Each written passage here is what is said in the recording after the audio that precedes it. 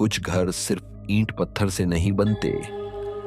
दोस्तों, गांव के सबसे पुराने घर में जहां हर कोने में बीते जमाने की कहानियां छुपी थीं, वहां एक दरवाजा था जिसे पीढ़ियों से किसी ने नहीं खोला था। लोग कहते थे कि उस दरवाजे के पीछे कुछ ऐसा है जो देखने वालों को इस दुनिया से दूर किसी और दुनिया में ले जाता है। लेकिन विवेक, उसे इन कहानियों पर यकीन नहीं था।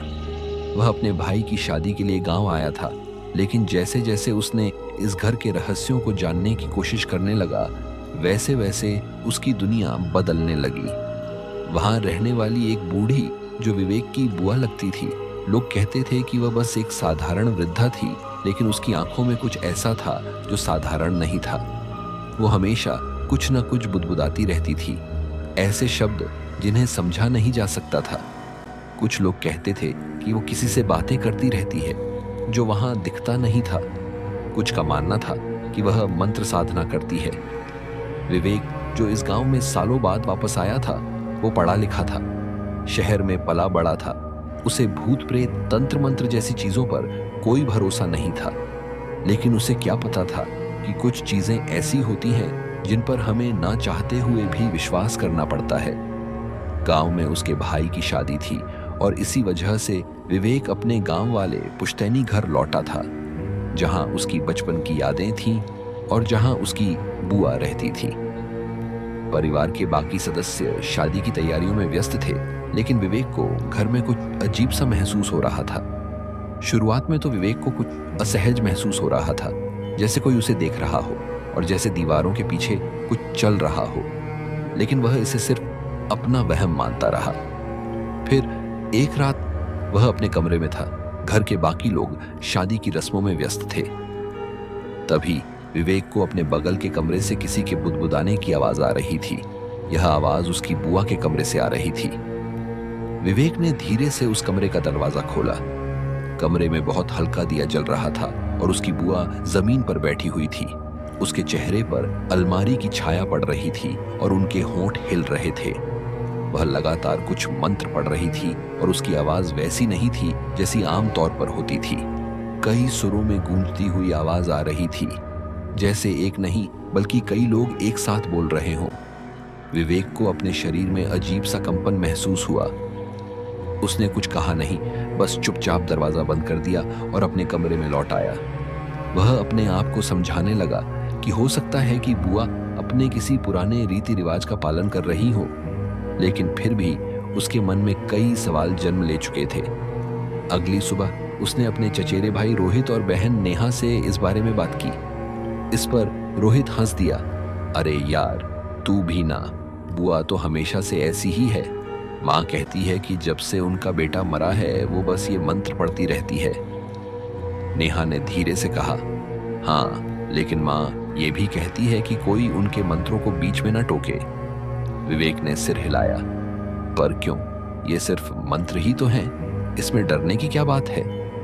दिन बीतते गए, लेकिन विवेक के मन में उस रात का दृश्य अभी तक घूमे जा रहा था। वह हर बार जब बुआ को देखता तो उसके कानों में वही अजीब सी गूंज सुनाई देने लगती। और फिर एक रात कुछ भयानक हुआ। विवेक आधी रात को पानी पीने के लिए उठा। घर में गहरा सन्नाटा था। वह रसोई की ओर जा ही रहा था कि उसे एक और आवाज सुनाई दी। इस बार ये बुदबुदाहट नहीं थी, ये किसी के चलने की आवाज थी। धीमी चाल, जैसे कोई नंगे पांव जमीन पर चल रहा हो। ये आवाज सुनकर विवेक वहीं ठहर गया। आवाज सीढ़ियों के पास से आ रही थी। उसने धीरे से सिर घुमाया और देखा, उसकी बुआ वहां खड़ी थी। उनकी आंखें अजीब सी थी।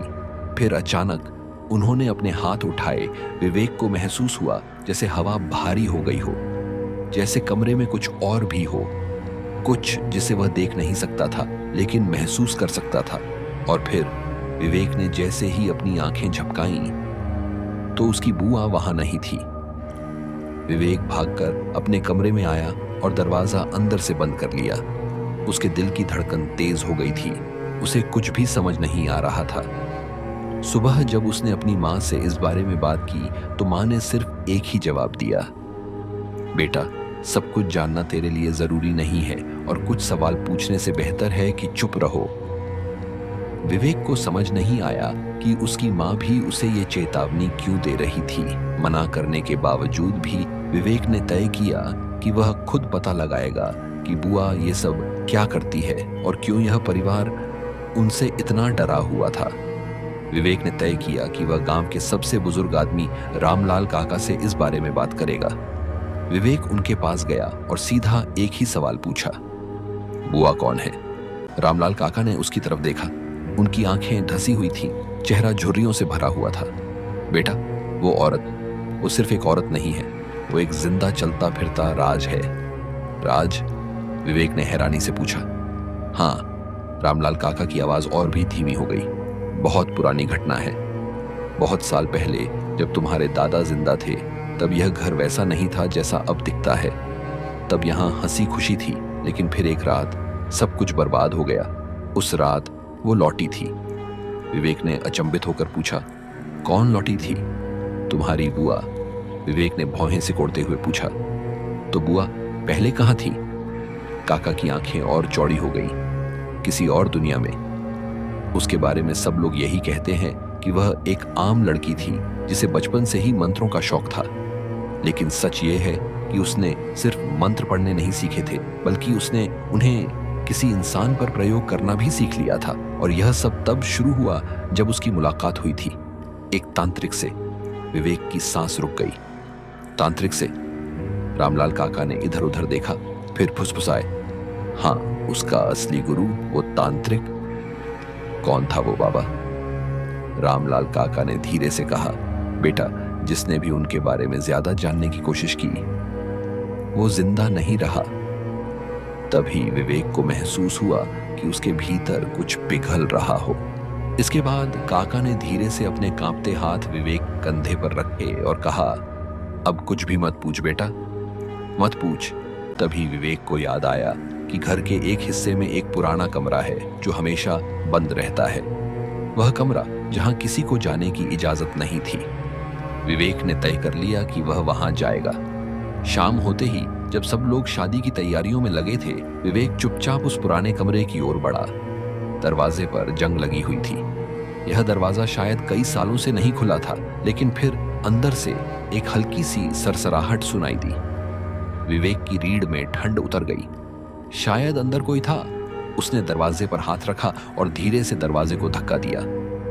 दरवाजा थोड़ा सा खुला और तभी पीछे से किसी ने उसके कंधे पर हाथ रखा। वह पलटकर देखा तो वहां उसकी बुआ खड़ी थी। उनकी आंखें अंधेरे में भी चमक रही थी। फिर उन्होंने सिर्फ 3 शब्द कहे, मत खोलो इसे। विवेक ने धीरे से पूछा, इस कमरे में क्या है? बुआ ने उसकी आंखों में देखा और फिर पहली बार उन्होंने मुस्कुराया, लेकिन वह मुस्कुराहट सामान्य नहीं थी। तभी विवेक की बुआ ने धीरे से फुसफुसाई, अगर तुझे सच में जानना है तो दरवाजा खोल, लेकिन याद रख, बाद में बहुत कष्ट सहना पड़ेगा। इतना कहकर वो वापस चली गई। विवेक दरवाजे के सामने खड़ा था। उसकी उंगलियां धीरे धीरे कुंडे की तरफ बढ़ने लगी। तभी विवेक कुछ सोचकर अपना हाथ रोक लिया। कुछ तो था इस दरवाजे के पीछे, कुछ ऐसा जिसे इतने सालों से छुपा कर रखा गया था, लेकिन बुआ की दी गई चेतावनी उसे वापस अपने कमरे में जाने के लिए मजबूर कर दी। उस रात वह सो नहीं सका। अगले दिन विवेक ने अपने चाचा से उस कमरे के बारे में पूछा। चाचा पहले तो चुप रहे, फिर धीरे से बोले, वो कमरा कभी मत खोलना बेटा। इस पर विवेक अपने चाचा से पूछता है, लेकिन क्यों? विवेक के चाचा ने एक गहरी सांस ली, क्योंकि उसमें जो बंद है वो कभी भी बाहर नहीं आना चाहिए। इतना सुनकर विवेक का मन और बेचैन हो गया। क्या मतलब? चाचा ने बस एक ही बात कही, जिस रात वो लौटी थी उसी रात ये दरवाजा बंद कर दिया गया था। इसके बाद विवेक के चाचा ने कोई जवाब नहीं दिया, बस उठे और चले गए। अब विवेक को लगने लगा था कि उसके परिवार वाले उससे कुछ छिपा रहे हैं। वह गांव के पुराने दस्तावेज देखने लगा, वहां के पुराने लोगों से पूछताछ करने लगा, लेकिन ज्यादातर लोग इस विषय पर बात ही नहीं करना चाहते थे। लेकिन जब विवेक के घर आई एक बुढ़ी औरत, जिसे सब दादी अम्मा कहते थे, उसने विवेक से कहा, अगर जानना ही चाहता है तो गांव से 3 किलोमीटर दूर पुराने शिव मंदिर में जा। वहां तू वो देखेगा जो किसी ने नहीं देखा। विवेक को समझ नहीं आया कि मंदिर का इससे क्या लेना देना था, लेकिन उसके पास और कोई रास्ता नहीं था। रात काफी गहरा चुकी थी, लेकिन विवेक ने हिम्मत जुटाई और अकेला शिव मंदिर की तरफ निकल पड़ा। मंदिर बहुत पुराना था और अंदर बहुत ही अजीब सा सन्नाटा था, लेकिन जैसे ही वह अंदर पहुंचा, उसे लगा जैसे वहां कोई और भी था। मंदिर के बीचों बीच एक पुरानी लकड़ी की पेटी रखी हुई थी। विवेक ने उसे खोला। अंदर एक बहुत ही पुराना फटा हुआ कपड़ा था जिस पर कुछ लिखा हुआ था, और उस कपड़े के नीचे एक बहुत पुरानी धुंधली तस्वीर थी। वह तस्वीर विवेक की बुआ की थी, लेकिन यह कोई आम तस्वीर नहीं थी। इसमें उनकी आंखें काली थी और फोटो पर अजीब से निशान उकेरे गए थे। फिर अचानक मंदिर में हलचल हुई। मंत्रों की धीमी गूंज हवा में फैलने लगी। विवेक ने पलटकर देखा। मंदिर के कोने में एक काली परछाई खड़ी थी। वह धीरे धीरे आगे बढ़ने लगी। विवेक के कानों में बुआ की वही गूंजती आवाज सुनाई देने लगी। विवेक ने वह कपड़ा उठाया और वहां से भाग निकला। रात को जब वह घर पहुंचा तो उसने देखा कि उसकी बुआ दरवाजे के पास खड़ी थी, मानो जैसे उन्हें पहले से पता था कि विवेक कहाँ गया था। उन्होंने कुछ नहीं कहा। उस रात विवेक को बिल्कुल भी नींद नहीं आई। कमरे में अंधेरा था, लेकिन फिर भी उसे ऐसा लगा जैसे कमरे के कोने में परछाइयां हिल रही हो। वह अपने बिस्तर से उठा और खिड़की से बाहर देखा। बाहर बुआ गार्डन में टहल रही थी। कुछ देर तक विवेक उसे टहलते हुए देखकर वापस बिस्तर पर आकर लेट गया। अगले दिन विवेक सीधे गांव के पुराने साधु के पास गया। वह साधु जो हमेशा सबसे अलग रहते थे, जिनके बारे में कहा जाता था कि वह सिर्फ उन्हीं की मदद करते थे जिनका भाग्य पहले से ही खराब चल रहा हो। साधु ने विवेक को देखते ही कहा, अब तुझे सिर्फ एक ही रास्ता बचा सकता है। विवेक ने घबराकर पूछा, कौन सा रास्ता? साधु ने एक पुराना तांत्रिक ग्रंथ खोला। तेरी बुआ अब इंसान नहीं है। उसे बचपन में किसी ने कुछ सिखाया था, कोई ऐसा जो इंसान नहीं था, और अब वो इस श्राप से खुद भी बाहर नहीं निकल सकती।